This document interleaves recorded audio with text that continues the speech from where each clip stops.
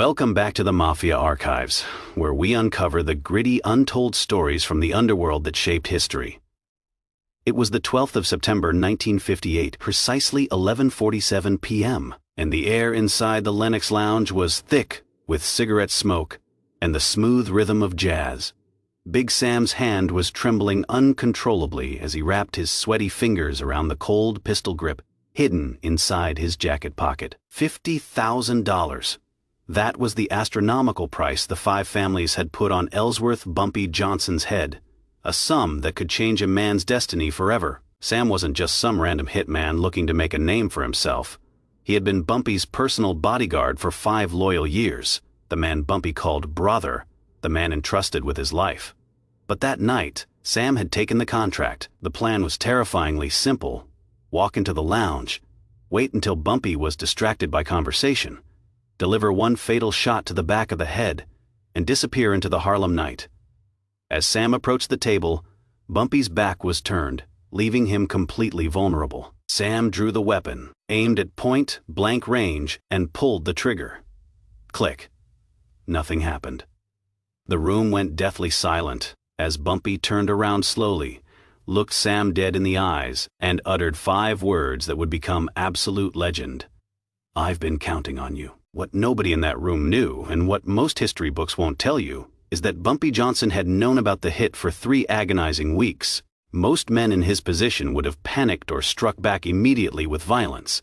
But what Bumpy did in those 3 weeks didn't just save his life, it fundamentally changed the rules of power in Harlem forever. To truly understand the gravity of what happened that night at the Lennox Lounge, you first need to understand exactly who Bumpy Johnson was in 1958. He wasn't just another gangster running numbers, he was Harlem's protector, the immovable object standing between his community and the wolves that wanted to devour it. By the late 50s, Harlem was essentially under siege. The Italian mob, specifically the notorious 5 families, had been trying to violently take over the neighborhood's lucrative numbers racket for years. The numbers game was big money, composed of poor folks betting nickels and dimes that eventually added up to millions of dollars, and the Italians wanted every single penny of that action. But they had a massive problem, and his name was Bumpy Johnson. Bumpy had built something the Italians couldn't quite comprehend. Because he didn't rule through fear alone, he ruled through a deep, earned respect that permeated every street corner. When Harlem families couldn't pay their rent, Bumpy paid it without asking for credit. When the police harassed black businesses, Bumpy made the necessary phone calls to make the harassment stop immediately. When Italian mobsters tried to muscle in on local operations, Bumpy pushed back with a ferocity that stunned them. The 5 families had tried absolutely everything to remove him from the board. They had sent their toughest enforcers to intimidate him, but Bumpy sent them back in ambulances. They tried negotiating a split, but Bumpy told them Harlem wasn't for sale. They had even tried bribing politicians and police captains, but Bumpy had better connections and deeper pockets where it counted. By 1958, the families were becoming desperate, and as we know, desperate men make dangerous decisions. Frank Costello, arguably the most powerful mob boss in New York at the time, called a summit meeting.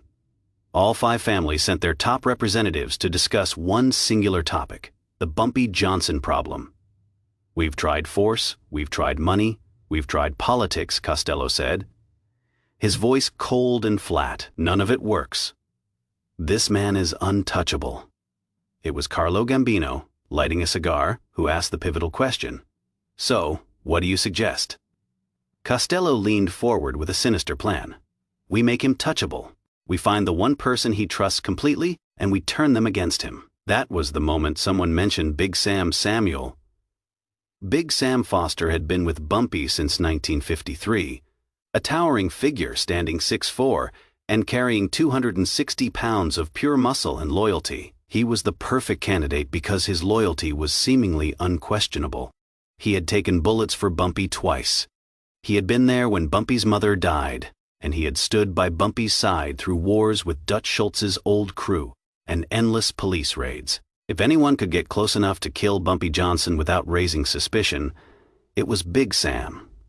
The families sent Tony the Collector to make the approach. Tony was a specialist in human nature. He didn't break legs or crack skulls to get what he wanted. He found weaknesses, and he knew that every man, no matter how loyal, had a breaking point. On the 20th of August, 1958, exactly 3 weeks before the shooting, Big Sam was leaving his apartment on 132nd Street when a sleek black Cadillac pulled up to the curb. The window rolled down to reveal Tony Marinai sitting in the back seat, smiling like a predatory insurance salesman. "Sam, right? Big Sam?" "I heard a lot about you," Tony said. Sam's hand instinctively moved toward his waistband, where he kept a .45, suspicious of the stranger. "Who is asking?" "A friend, someone who wants to make you a very wealthy man." Tony gestured to the empty seat next to him. "5 minutes? Hear me out. If you don't like what I say, you walk away. No hard feelings." Sam should have walked away right then and there, but curiosity is a dangerous thing, especially when you are struggling. He got in the car. Tony didn't waste any time with small talk. "You are a smart man, Sam. You know how this works. You are loyal to Bumpy, and that is admirable. But loyalty doesn't pay for your daughter's medical bills, does it?" Sam's jaw tightened visibly. His youngest daughter, Kesha, had been sick with tuberculosis for 6 months, and the situation was dire. The treatments were incredibly expensive, and the hospital bills were piling up faster than he could pay them. Sam had asked Bumpy for help, and Bumpy had generously given him $2,000, but it wasn't enough to cover the long-term care she needed. It was never enough. Tony opened a briefcase, and inside were neat, tantalizing stacks of $100 bills. $50,000. That is what we're offering. Enough to pay every medical bill, enough to move your family somewhere safe, somewhere clean, where your daughter can breathe. "For what?" Sam asked, though deep down he already knew the answer. "One bullet, one moment," Tony replied coldly. "You walk into Lennox's lounge on the 12th of September. Bumpy will be there like he always is on Friday nights. You wait until he is distracted. One shot to the back of the head, quick, clean, then you disappear. We have a car waiting. New identities for your whole family. By morning, you'll be in Miami. By next week, you'll be someone else entirely." Sam stared at the money. His mind racing. $50,000 represented his daughter's life, his family's future, all for one single trigger pull. "And if I say no?" Sam asked quietly. Tony's smile faded instantly. "Then your daughter dies slowly in that charity ward hospital. Then you keep working for Bumpy, watching your back every day, knowing that one day a bullet with your name on it is coming. Because that is how this life ends. Sam, you know it. I know it. The only question is whether you die poor or rich." Sam got out of the car without saying a word, but the image of the briefcase stayed with him. Tony had left it on the seat, the stacks of money visible and tempting. That night, Sam couldn't sleep. He kept seeing his daughter's pale face, her labored breathing, the way she tried to smile through the pain. He kept seeing that briefcase full of cash, enough money to save her, enough money to give his family a real life away from the violence. 3 days later, Sam made his decision. He called the number Tony had left him. "I am in," Sam said, his voice heavy with resignation. "But I want the money up front, half now, half after." "Done," Tony replied. "Welcome to the winning side." However, what Big Sam didn't know, and what Tony didn't know, was that before Sam even got into that black Cadillac, Bumpy Johnson already knew about the approach. Bumpy Johnson didn't become the king of Harlem by blindly trusting people. He became king by knowing people, by understanding that every man has a price, every man has a weakness, and every man can be bought or broken given the right pressure. Bumpy had eyes everywhere. Bartenders, shoeshine boys, cab drivers, janitors, people. Nobody noticed. People the Italian mob never thought to pay attention to. And one of those people, a humble parking attendant named Jerome, had seen Tony Marinai's Cadillac pull up outside Sam's apartment. He'd seen Sam get in. He'd written down the license plate. 2 hours later, Jerome was in Bumpy's office above Small's Paradise Jazz Club. "Tony Marinai's car," Jerome said, sliding a piece of paper across the mahogany desk. "Parked outside Big Sam's place this morning. Sam got in, stayed for 5 minutes, got out." Bumpy looked at the paper, then intently at Jerome. "You sure it was Marinai?" "Positive. I've seen him before, collects from the Italian joints on the east side." Bumpy was silent for a long moment, processing the betrayal. Then he opened his desk drawer, pulled out $500, and handed it to Jerome. "You didn't see anything. You weren't there, understand?" "Yes, sir, Mr. Johnson." After Jerome left, Bumpy sat in his office for 2 hours in silence, just thinking. Sam had been with him for 5 years. Good years, loyal years. They'd been through wars together. Bumpy had trusted him with his life on multiple occasions, but now the Italians were in Sam's ear, exploiting his family's crisis. And if there was one thing Bumpy knew about desperate men, it was this: they made bad choices. Bumpy could have killed Sam right then and there. One phone call and Sam would disappear into the East River, never to be seen again. That's what most men in Bumpy's position would have done. Eliminate the threat immediately and move on. But Bumpy Johnson wasn't most men over the next 3 weeks. Bumpy watched Sam carefully. He saw the way Sam's hands shook sometimes. He saw the worry and guilt in Sam's eyes. He saw a man struggling with an impossible choice, loyalty or survival. And Bumpy made a decision. He wouldn't kill Sam. He would teach him. Bumpy called in a favor from a master gunsmith in Brooklyn, a man named Victor who'd been modifying firearms for Bumpy for 15 years. "I need you to do something for me," Bumpy said. "I need you to make a gun that doesn't work." Victor was confused. "You want a broken gun?" "No, I want a gun that looks perfect, feels perfect, but when you pull the trigger, nothing happens. No bullet, no firing pin strike, just a click. A very convincing dummy gun. Can you do it?" Victor confirmed he could. Within 3 days, Victor delivered a modified .38 special that looked identical to Sam's service weapon. It had the same weight, the same feel, the same balance, but it was completely inoperable. The next part required precision timing. Bumpy needed to swap Sam's real gun with the dummy without Sam noticing. That meant getting into Sam's apartment when Sam wasn't there. On the 8th of September, 4 days before the hit was scheduled, Bumpy sent Sam on an errand across town. "I need you to pick up an envelope from a contact in the Bronx. It is important. Don't come back without it." The errand would take Sam at least 3 hours, giving Bumpy plenty of time. While Sam was gone, Bumpy and his most trusted associate, a man named Illinois Gordon, entered Sam's apartment. They found Sam's gun in a shoebox under the bed, exactly where Bumpy knew it would be. They swapped it with Victor's dummy gun. Sam would never know the difference until it was too late. Now Bumpy had to wait. He had to let Sam make his move. Because if Bumpy confronted Sam before the assassination attempt, Sam could deny everything. The Italians could find another traitor, and the cycle would continue. No, Bumpy needed Sam to pull the trigger. He needed Sam to commit. And then, in that ultimate act of betrayal, Bumpy would reveal the truth, not just to Sam, but to every person in that room, to all of Harlem, and to the 5 families. The 12th of September, 1958, 11:47 p.m., Lennox Lounge. The club was packed that night with over 300 people, musicians, hustlers, businessmen, and politicians. Friday night in Harlem meant jazz, cognac, and conversations that shaped the neighborhood's future. Bumpy was at his usual corner table with 2 city councilmen, discussing a new housing development in Sugar Hill. He wore an impeccable gray suit, his trademark fedora resting on the table beside an untouched glass of Hennessy. Big Sam arrived at 11:30. He'd been drinking, not enough to be drunk, but enough to steady his frayed nerves.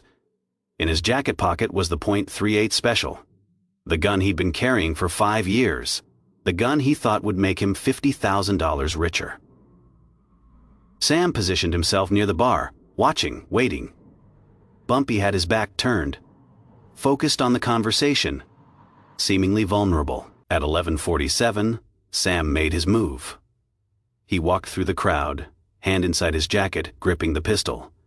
Nobody noticed because Sam was always near Bumpy. He was the bodyguard. His presence was normal, expected. Sam came up behind Bumpy's chair, 6 feet away, then 4. Then 2, he drew the gun. The bartender saw it first. His eyes went wide, but before he could shout a warning, Sam had already aimed at the back of Bumpy's head and pulled the trigger. Click. The sound of a firing pin hitting nothing echoed in that suddenly silent room like a thunderclap. The jazz band stopped mid.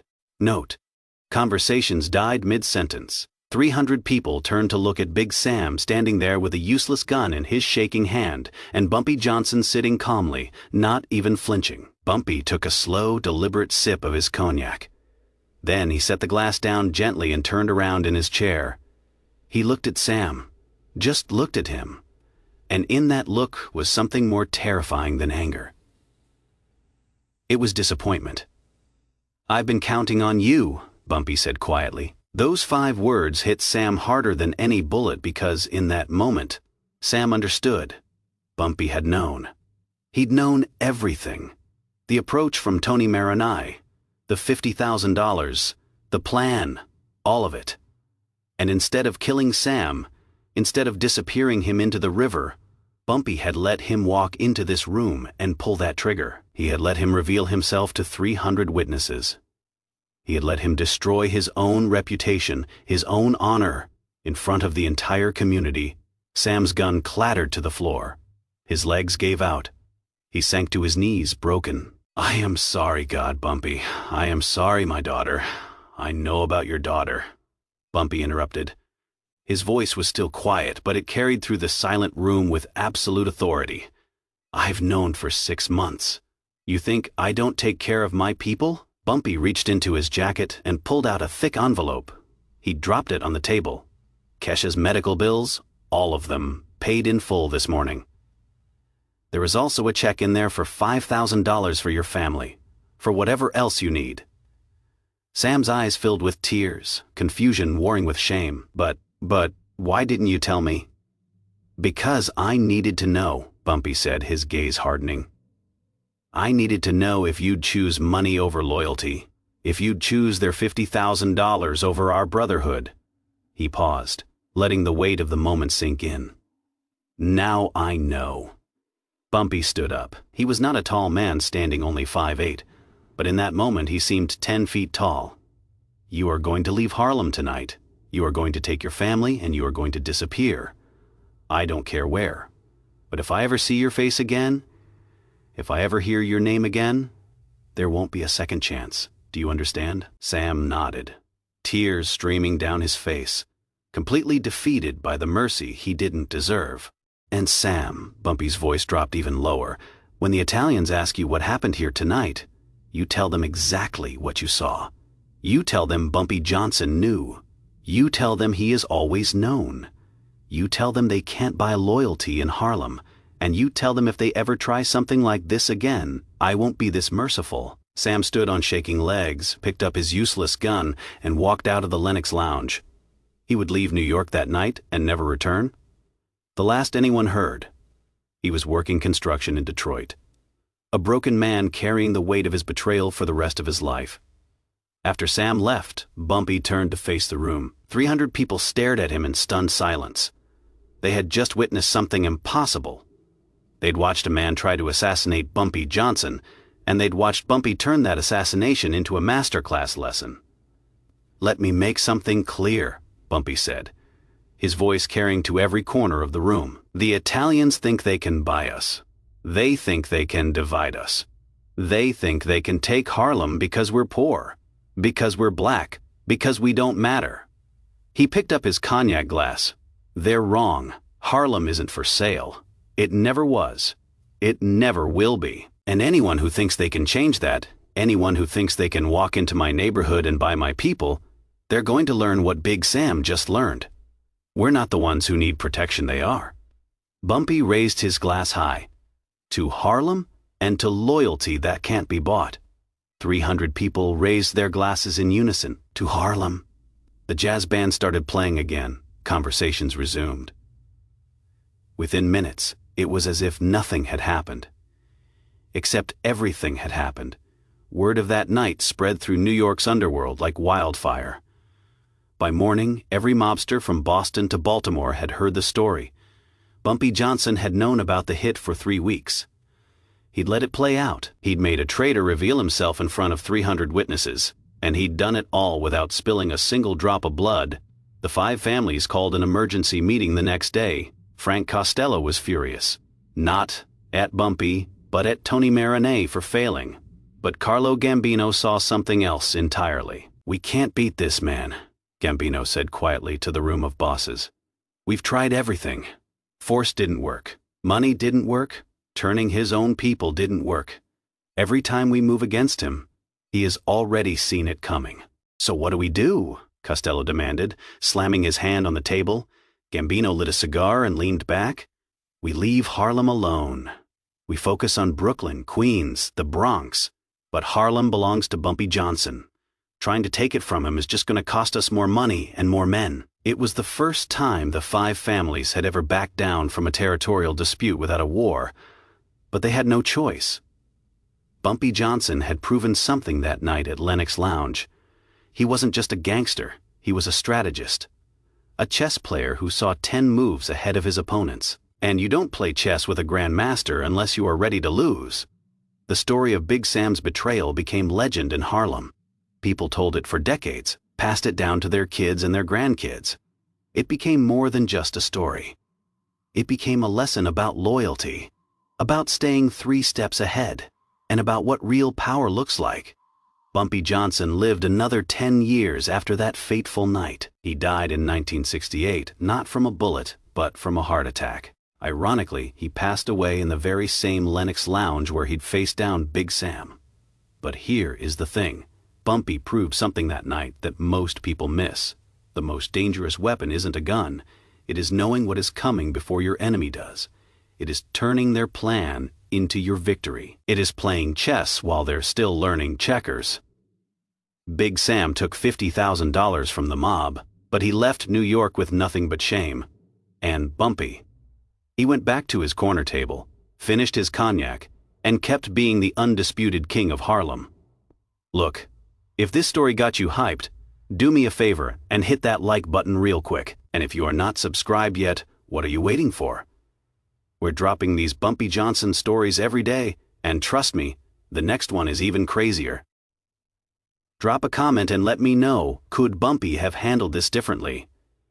Would you have let Sam walk out alive? And hey, turn those notifications on because next week we're telling the story of how Bumpy Johnson walked into Lucky Luciano's office unarmed and walked out with the deal of the century. You don't want to miss that.